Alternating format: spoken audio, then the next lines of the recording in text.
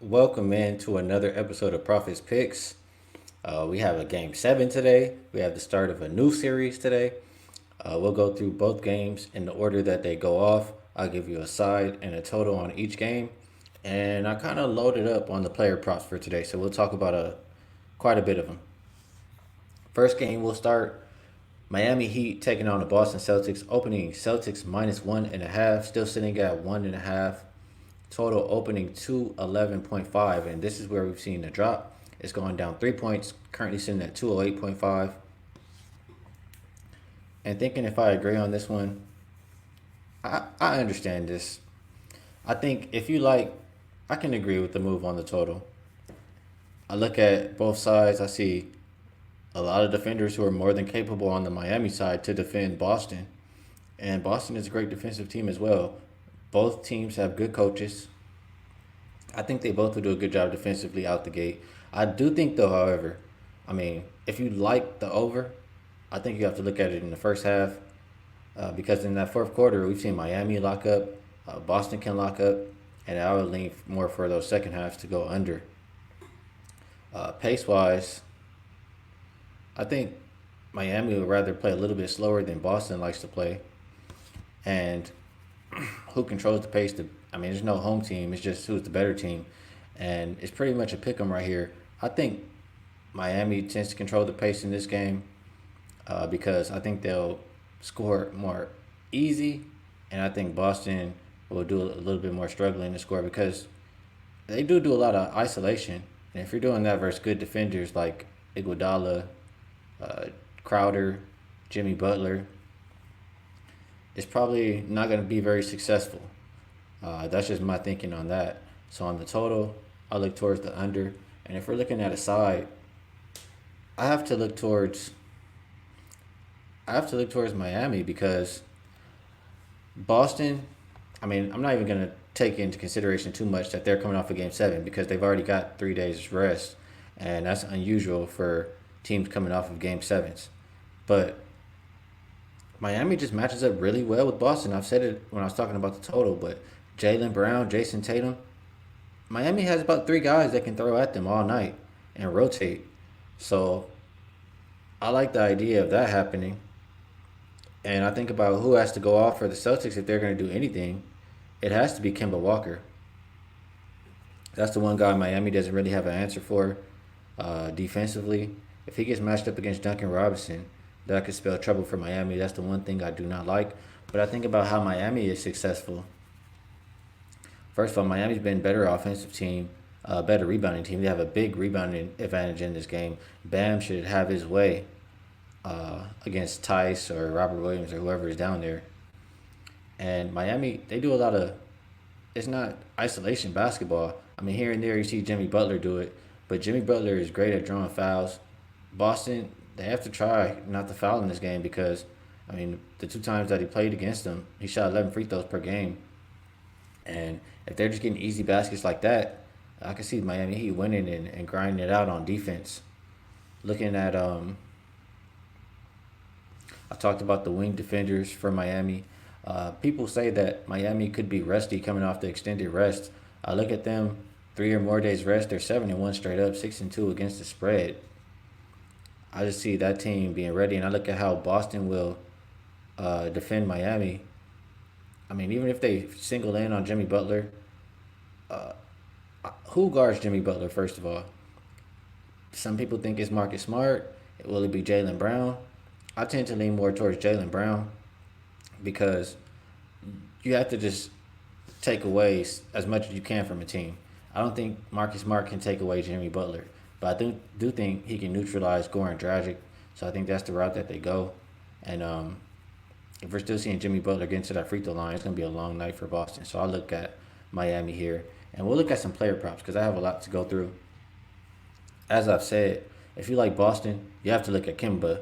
Um, if he's matched up against Duncan Robinson, or we'll see whoever he's matched up against, he should have a favorable matchup better than the last series. His point total is about 20. I think he can surpass that. And next up, Dragic. I talked about maybe Marcus Smart guarding him, and that would definitely limit the amount of points I expect from him. I would expect for him to distribute the ball a lot more. And he averages 5 assists on the year. I think he can get over 4.5 in this game if that's the case. We talked about Jimmy Butler, and he should be getting to the free throw line. I think he averaged 28.5 versus Boston, 11 free throws each time he played them. 20.5 is not a tall ask on his points.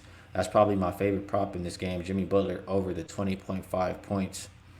And I talked about Miami's wing depth and their wing defenders going up against Boston. And I think Tatum and Brown struggle. I mean, you have guys who've proven themselves to be great defenders. I think the young guys have a tough night out. Tatum is at 26.5. I like that under. Brown is at 21.5. I like him under as well. And we talked about Miami having that rebounding advantage here. Bam, Adebayo. I mean, he continues to be great on the rebound prop, over 10.5.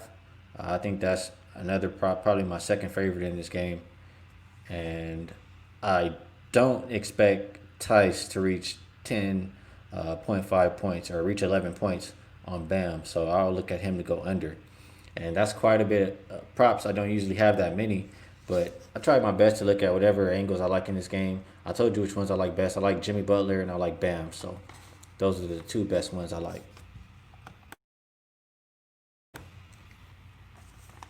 And we'll go to the next game, the game 7 on the slate, and that's going to be the Denver Nuggets taking on the Los Angeles Clippers. Opening Clippers -7. We're seeing 7.5 out there right now. Total opening 208, and we're seeing 208.5. It's ticked up a half a point. It initially went down to 206.5, and now it's being bet back up. And I understand, I mean, compared to the totals for the rest of the series, it's the lowest one. But you still just have to take into account this game 7. I have 16-0 unders for previous game 7s. Granted, this database probably counts the same team twice, so it's probably the last 8.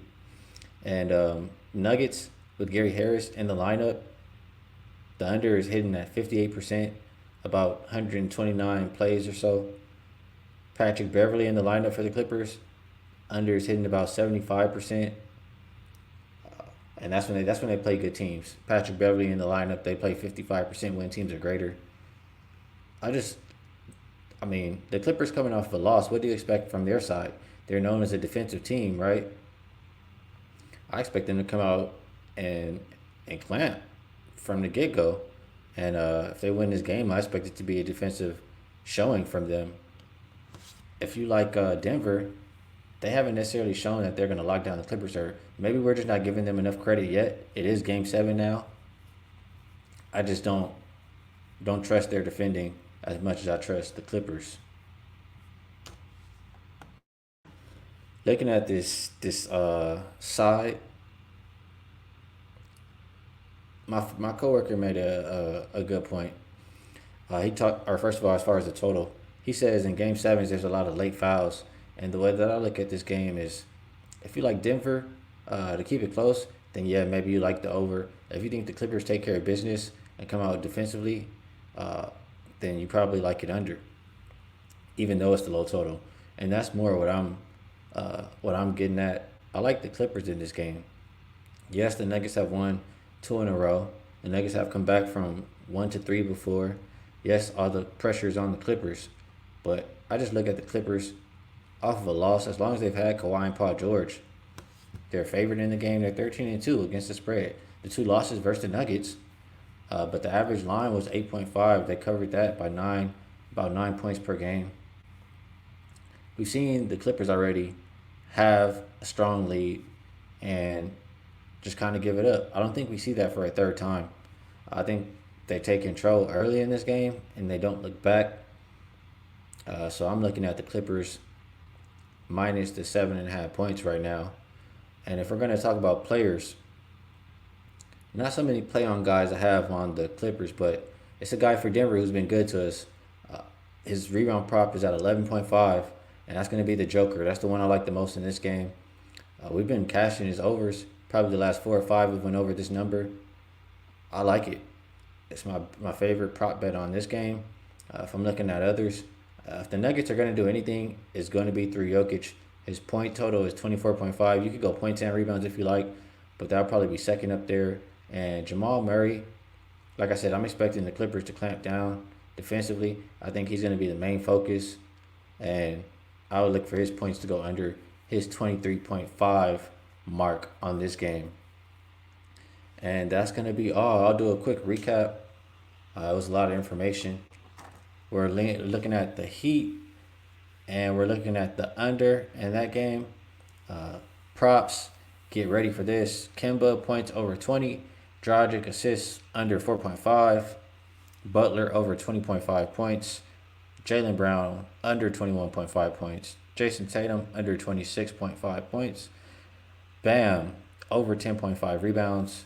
And Tice under 10.5 points.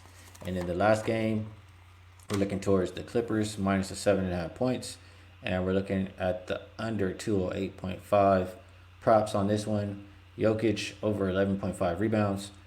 Jokic over 24.5 points. Jamal Murray under 23.5 points. Thank you for rocking with me on another episode of Profits Picks. Best of luck if you tail. Good luck on all of your action. Let's cash some tickets and have a good day.